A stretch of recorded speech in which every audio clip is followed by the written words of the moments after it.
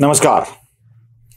लोकशाहीची हत्या, लोकशाहीची हत्या, लोकशाहीची हत्या. बस हाच एक शब्द महाराष्ट्राच्या राजकारणात ऐकतोय.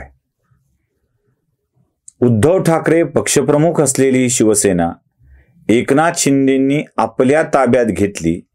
चिन्ह त्यांना मिळालं, पक्ष त्यांना मिळाला आणि लोकशाहीची हत्या झाल्याची हकाटी पिटल्या गेली. खरंच लोकशाहीची हत्या झाली आहे का? आणि झाली असेल तर या लोकशाहीचे मारेकरी कोण आहेत जरा तपासलं पाहिजे.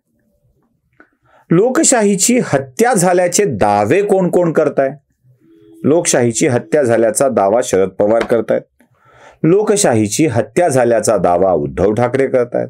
लोकशाहीची हत्या झाल्याचा दावा तामिळनाडूतील पक्ष करतायत, DMK सारखे पक्ष करतायत.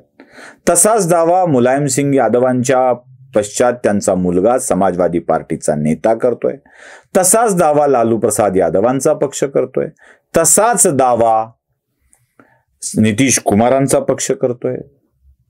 तसाच दावा आंध्र प्रदेशामधला पक्ष करतोय. तसाच दावा अजून स्थानिक पक्ष करतायत. उलटा चोर कोतवाल को डाटे अशी अवस्था आहे. खरं तर हेच खरे लोकशाहीचे मारेकरी आहेत. लोकशाही कोणामुळे मेली असेल तर याच प्रादेशिक पक्षांच्या कुटुंबाच्या प्रभावामुळे लोकशाहीचा अंत झाला आहे, हे लक्षात ठेवा. आणि हेच लोक दावा करतायत की लोकशाहीची हत्या भारतीय जनता पार्टी करते. जरा नीट तपासून बघा. या सगळ्यांच्या सत्तालोलुपत्या हेच कारण आहे यांचे पक्ष निर्माण होण्याचं. म्हणजे राष्ट्रीय पक्षात आपल्याला संधी मिळणार नाही असं सांगून प्रादेशिक अस्मिता जागी करत या लोकांनी आपले पक्ष स्थापन केले.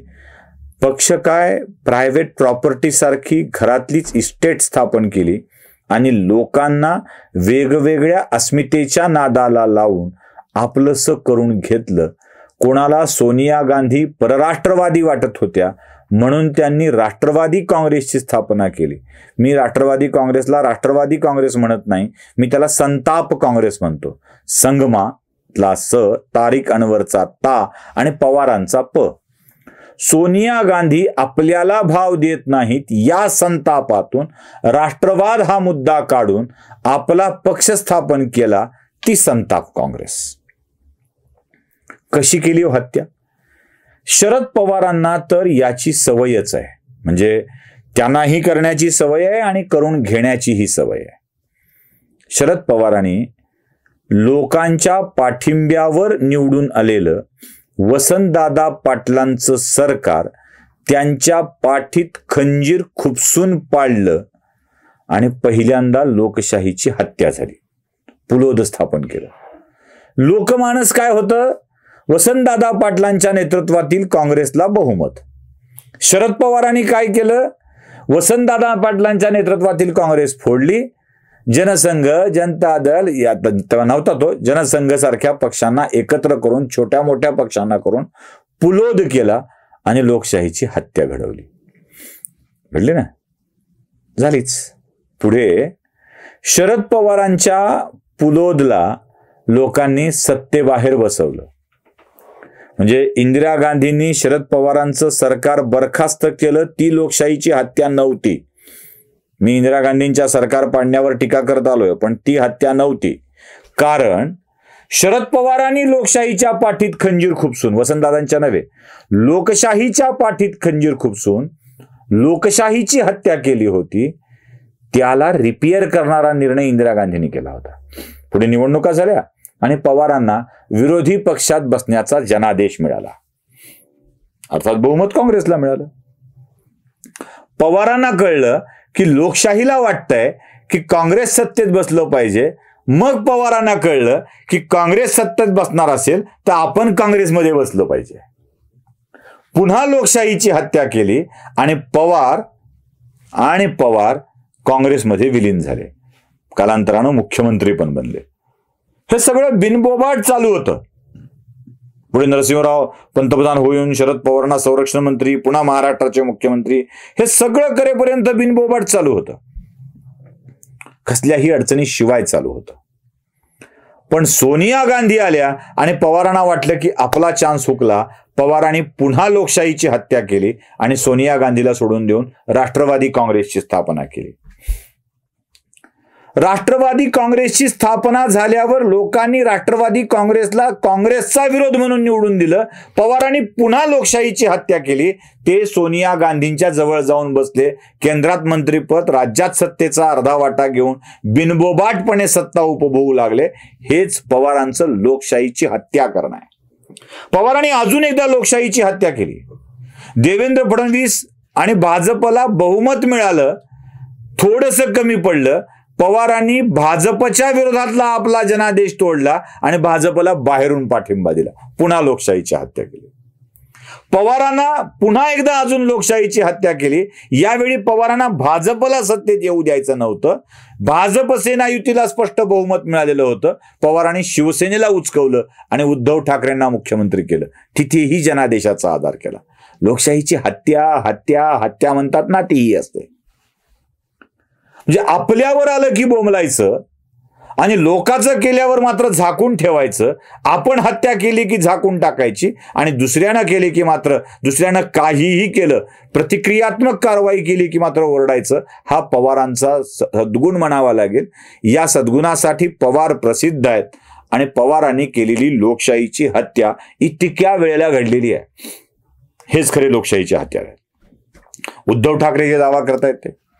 हो, भाजप सोबत युती असलेल्या निवडणुकीत 2014ला संबंध तोडले, लोकशाहीची हत्या झाली. सत्तेत स्थापन व्हायच्या वेळेला पुन्हा जोडले, पुन्हा लोकशाहीची हत्या केली. 2019ला युतीत निवडून आले, पुन्हा लोकशाहीची हत्या केली आणि शरद पवारांच्या सोबत निघून गेले. आणि कसली लोकशाहीची भाषा करताय उद्धव ठाकरे? तुमचे वडील पक्षाचे प्रमुख होते म्हणून तुम्ही पक्षाचे प्रमुख. आता तुम्ही पक्षाचे प्रमुख आहात म्हणून युवराज आदित्य पक्षाचे प्रमुख. आणि म्हणे आमच्याकडे लोकशाही आहे, मैं चाहे ये करू, मैं चाहे वो करू, मेरी मर्जी. असं कसं चालेल? याला लोकशाही म्हणत नाहीत. मला वाटलं शिंदेनं हाकलायचंय, मी हाकललं. मला वाटलं याला काढायचंय, काढलं. मला वाटलं मनोहर जोशी स्टेजच्या खाली उतरले पाहिजे, टाकले काढून. मला वाटलं माझा भाऊ जयदेव डोळे माझ्या घरी नाही राहायला पाहिजे, दिलं हाकलून. मला वाटलं राज ठाकरे माझ्या पक्षात नाही राहायला पाहिजे, दिलं हाकलून. अरे हे काय चाललंय? मनमर्जी कारभार याला लोकशाही म्हणतात. भाजपशी केलेला घात, भाजपला दिलेला पाठिंबा, भाजपच्या सोबत राहून त्यांचा वारंवार कमळीबाई असा केलेला उल्लेख, गुजरात्यांना घातलेल्या शिव्या, याचा विचार कधीतरी करणार आहात की नाही? लोकशाहीची हत्यारे तर तुम्ही आहात. ते डीएमके, करुणानिधी, स्टॅलिन, कनिमोळी, म्हणजे एकानंतर एक बाप, पोरग, पोरगी, शरद पवार, सुप्रिया पवार, अजित पवार, रोहित पवार, म्हणजे काय पवार पवार पवार आणि पवारच. तुम्ही सगळे राजे, सामान्य जनता मात्र पोतराजे. त्यांनी आपल्याच पाठीवर आसूड ओढत आम्ही लोकशाहीचे रक्षक, आम्ही लोकशाहीचे रक्षक, आम्ही लोकशाहीचे रक्षक असं म्हणत फिरायचं की काय? जो काही आसूड उठणार आहे तो सामान्यांच्या पाठीवर, आणि तुम्ही आणि तुमच्या खानदानासहित वारंवार पिढ्यानपिढ्या सत्ता उपभोगत राहाल आणि त्याला आम्ही म्हणायचं की तुम्ही लोकशाहीचे रक्षक आहात. तुम्हाला त्रास झाला म्हणजे सुप्रिया सुळेला मुख्यमंत्री होता आलं नाही की लोकशाहीची हत्या, आदित्य ठाकरेला मंत्री होता आलं नाही की लोकशाहीची हत्या. अरे वा, लोकशाहीची हत्या. डीएमकेनी हेच केलं, पवारांनी हेच केलं, ठाकरेंनी हेच केलं. मुलायम सिंग यादवांनी भाऊ की पोरग या वादात सगळा पक्ष घालवला. आरजेडीच्या लालू प्रसाद यादवांना तर पोरगी, बायको आणि पोराशिवाय आणि पुन्हा पोरगी पण याच्याशिवाय राजकारणात कोणी दिसत नाही. सगळ्या प्रादेशिक पक्षांची अवस्था बघा, सगळ्या प्रादेशिक पक्षांची अवस्था. बाप, पोरग, त्याचं पोरग, भाऊ, याच सगळ्यांना सत्तेत वाटा.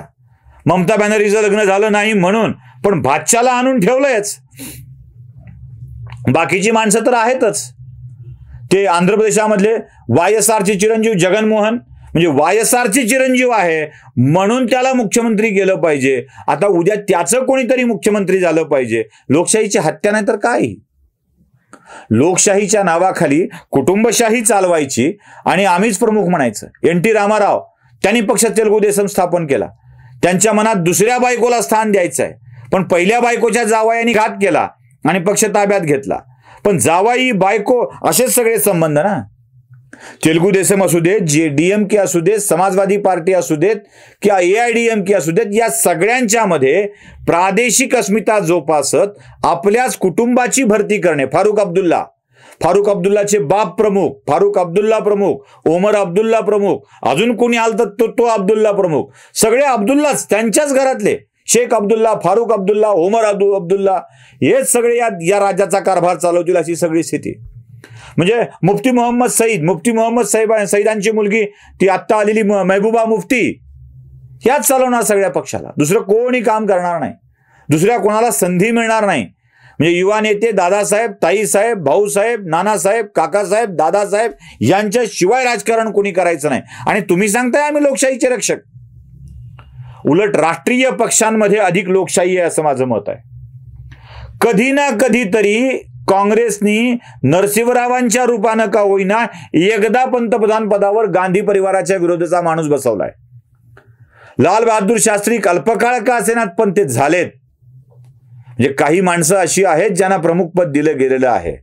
भारतीय जनता पक्षात एका परिवाराला असा संपूर्ण सत्तेचं स्थान कधी मिळालेलं नाहीये, कधीच मिळालेलं नाहीये. म्हणजे उगी लोकसभेत कसं आहे, गोपीनाथ मुंडेंचं काय, रावसाहेब दानवेंचं काय, याचं काय, त्याचं काय सांगाल, पण वर्षानुवर्षापासून खानदान की परंपरा म्हणत सत्तेत राहणारे तुम्ही आहात. ही खरी लोकशाहीची हत्या आहे आणि हे लोकशाहीचे हत्यारे ओळखायला पाहिजेत. मोदी ज्या नव्या पद्धतीने निघालेत की आता लोकशाहीची हत्या होऊ देणार नाही, आता परिवारवाद चालणार नाही, तीच भूमिका लक्षात ठेवून पुढे यांचे धोके ओळखले पाहिजेत. नमस्कार.